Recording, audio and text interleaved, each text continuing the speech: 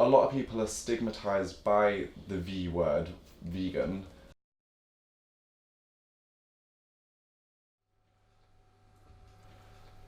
My name is Henry. I've been a vegan for 3.5 years and vegetarian for 7 years. I am an animalist and believe in animal liberation because I'm against cruelty to animals, and I believe that animals have sentience, which is the ability to feel, whilst humans have sapience, so we have the ability to think, to reason, discern and judge. We think more than we feel. Whereas like plants or fungi don't have sentience or sapience. They don't have the ability to think or feel. It doesn't make any sense to me to eat or cause harm to another living organism in the same animal kingdom as myself. I see other species of animals as equal to me. And one of the biggest things I hear as a vegan from someone who's not a vegan, they often say, oh well, lions aren't vegans, and I often bring up the fact that many animals are actually vegans. I mentioned that rhinos, buffaloes, cows, gorillas, elephants, pandas. There are so many species of animals that are actually vegan animals, and they often tend to be the strongest, the oldest and wisest species of animals. I have a lot of admiration for vegan animals, and I don't think that humans are carnivorous animals. So when I became vegan, I became active immediately. I was probably already active even before I went vegan. I became involved locally with the Lincoln Animal Rights Group, who are peaceful activists and demonstrate at places that exploit animals or cause cruelty to animals, and we want to raise awareness to people about those places.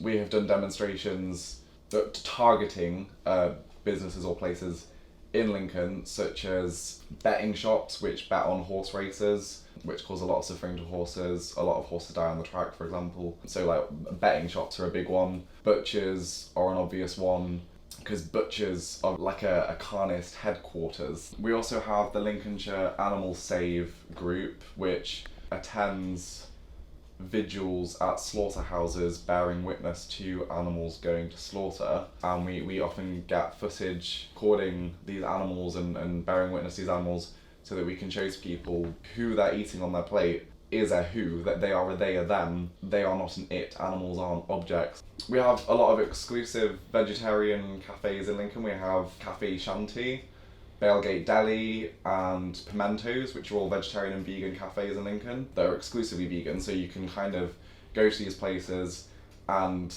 have the comfort as a vegan of knowing that there aren't going to be other animal-based foods that might make a vegan feel uncomfortable. Aside from exclusively vegan places, there are normal places that I love going to, like Mailbox does an amazing vegan menu, and I feel like Mailbox is brilliant because they have made their menu very 50-50 vegan and carnist. I can go with non-vegan friends and they know that they're not going to be out of their comfort zone because they're still going to eat what they're used to eating. There's a chip shop that has just reopened in Lincoln that was mostly carnist before it reopened, and since it's been under new ownership and new management, they've changed it so that the menu is now half carnist, half vegan.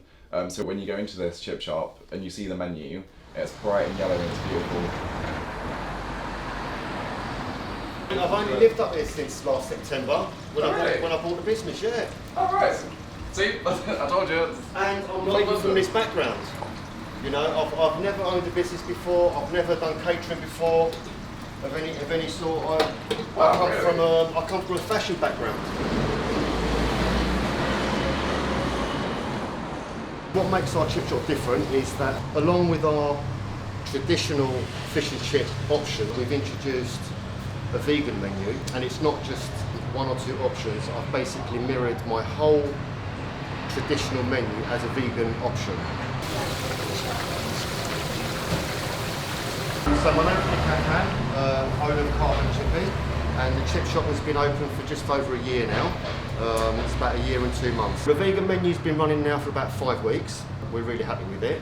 The reason we introduced the vegan menu is because both me and my partner, we've always been interested, we've always loved vegetarian food, vegan food.